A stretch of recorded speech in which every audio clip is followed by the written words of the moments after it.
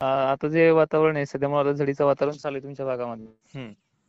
तर आता दिनांक 5-6 पर्यंत याची ही कंडिशन चालू राहणार आहे संध्याकाळच्या वेळेला किंवा मध्यरात्रीपर्यंत वातावरण सक्रिय होणं. हो हो. ठीक आहे. तर आता पुढील कंडिशन जी आहे ती कंडिशन 6-7 ला थोडी उघडीप मिळू शकते, पण ढगाळ वातावरण, किरकोळ ढगाळ वातावरण अशी कंडिशन आहे. हम्म हम्म आणि आजची 4 ऑगस्ट 5 ऑगस्ट दिवसातून कोणत्याही क्षणाला सटकारे वगैरे येतच राहते संध्याकाळपर्यंत. हम्म. आणि स्वच्छ सूर्यप्रकाशित वातावरण जर म्हटलं तर ते 7-8च्या पुढेच राहणार आहे. एक 8 तारखेला सध्या सकाळी गोंगारण येईल हम्म आणि अशा पद्धतीचं वातावरण मोकळं होत होणार आहे. म्हणजे एकदमच ते वातावरण क्लिअर होणार नाहीये. हम्म. हम्म. तर महाराष्ट्रात बोला ना. तर महाराष्ट्रात कसं जळगाव राहील? महाराष्ट्राची कंडिशन संपूर्ण हे आता नाशिक पट्ट्यामध्ये जोर वाढलेला आहे. हम्म नाशिकच्या भागामध्ये सुद्धा काल काही काही ठिकाणी नदीला पाणी सुद्धा गेले असेल, संतधारेमध्ये त्याचा प्रभाव पडलेला आहे. हम्म. तर यांना सुद्धा आजचे दिवस जोर आहे. आजची 4 आणि उद्याची 5 हे 2 दिवस हे जोर राहील. हम्म आणि तुमच्या भागामध्ये विश्रांती म्हणजे फवारणीसाठी विश्रांती पाहिजे असेल तर ती तारीख आहे 6 आणि 7 हम्म शेतकऱ्यांना. हम्म या काळामध्ये तुरळक ठिकाणी बुरबुरील. परत हम्म 8ला आणि 9ला थोडंसं झडीचं वातावरण तयार होईल. हम्म. आणि 10 तारखेपासून जे उघाड पाहिजे आपल्याला ते उघाड पाहायला मिळेल.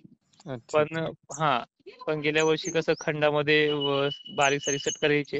हम्म याच पद्धतीने यंदा लानिनाचं वर्चस्व असल्यामुळे कधी मध्ये मेघगर्जनेचं स्थानिक वातावरण तयार होऊन पाऊस होऊ शकतो कुठं मोठं. हम्म पण जे आता हे लागोपाठ आहे हम्म ते एकदा 8 तारखेचं वातावरण बनल्याच्या नंतर ते बंद होऊन जाईल.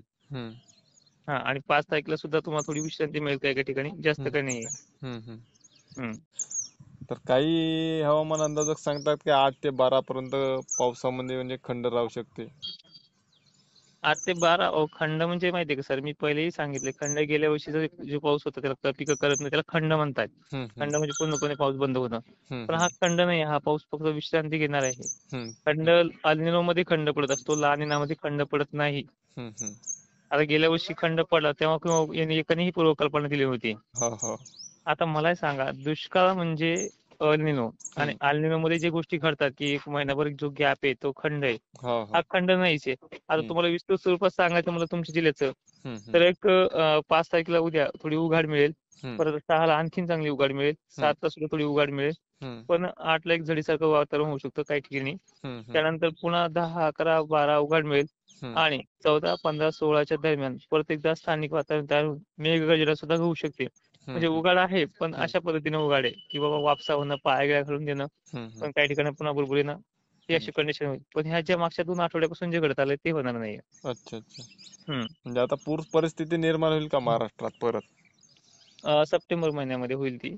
आणि एक सप्टेंबर. दिवस 14 आणि 15ला काही काही ठिकाणी तुमच्या भागामध्ये 4-5 गावांना नदी नाले वाहण्याची शक्यता देखील दाट आहे. हम्म. हम्म. म्हणजे मागच्या वर्षी सारखी अतिवृष्टी नाही होईल. मागच्या वर्षी सारखी अतिवृष्टी होणार आहे तुमच्या भागामध्ये ती हम्म. सप्टेंबर महिन्यामध्ये. म्हणजे पुढच्या महिन्यात. हो. आणि या काळामध्ये सुद्धा काही काही ठिकाणी असं 1-2 खेड्याला नदी नाले वाहणं अशी कंडिशन घडणार आहे 15-16ला सुद्धा. हम्म. आणि 7-8ला जरा बऱ्यापैकी विश्रांती. हो का. हम्म. मग सप्टेंबर मध्ये अतिवृष्टी झाली, पूर परिस्थिती निर्माण झाली तर शेतकऱ्यांचं पीक मातीतच जाणार. आता तसंच चित्रकरण स्पष्ट दिसतंय. हा हा. त्यामध्ये काही जर एलपी जर झालं, एचपी कंडिशन जर बरी असली तर हम्म ही गोष्ट टळू शकते. हम्म पण यंदा लहान वर्चस्व एक मोठा पावसाळा हो. त्यामुळे टळणं शक्य नाही. हम्म. तर बऱ्याच शेतकऱ्याचं नुकसान आहे मग तर पूर परिस्थिती निर्माण झाली नदी नाल्याकाठच्या शेतकऱ्यांचा.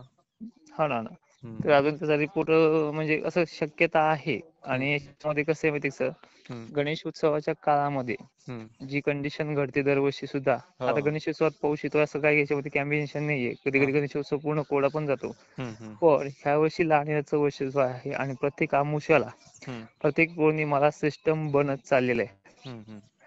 आता 2-3 27-28ला उघडीप मिळाली. हा. पण जसे जसे अमावास्या येत होते हम्म आजच्या तारखेला हम्म तसं सिस्टम बनत चाललंय. म्हणजे प्रत्येक अमावास्या आणि पौर्णिमा कॉम्बिनेशन हे बनत चाललेलं आहे. हम्म. आणि त्याही वेळेस ते बनणार आहे आणि त्यावेळेस बनलं तर ते 8 दिवस पूर्णपणे राहणार आहे असं मॉडेलच्या सुद्धा उपग्रहाच्या छायाचित्रानुसार दिसतंय स्पष्टपणे. हम्म. म्हणून तो आपण अंदाज देण्याचा प्रयत्न करतोय. हो कारण तुम्ही ते 29, 30 आणि 31चा अंदाज तुम्ही 24 ते 25 तारखेला दिला होता की उघडीप मिळेल शेतकऱ्यांना, 3 कामासाठी उघाड चालना मिळाले. मिळेल. 3 तर दिवस उघाड मिळेल आणि परत हम्म 6-7ला सुद्धा उघाड मिळेल ज्यांना फवारण्या मिळेल. पण जमिनीत असले आम्हाला पाया वगैरे शेतातली कामं ते करायचे, तण काढायचे, पण ती उगाड 9च्या पुढेच आहे. अच्छा अच्छा. हम्म. म्हणजे डवरणी खोडपणी ते आता हा हा 9-10च्या समोरच मिळेल. समोरच होईल. हो. अच्छा.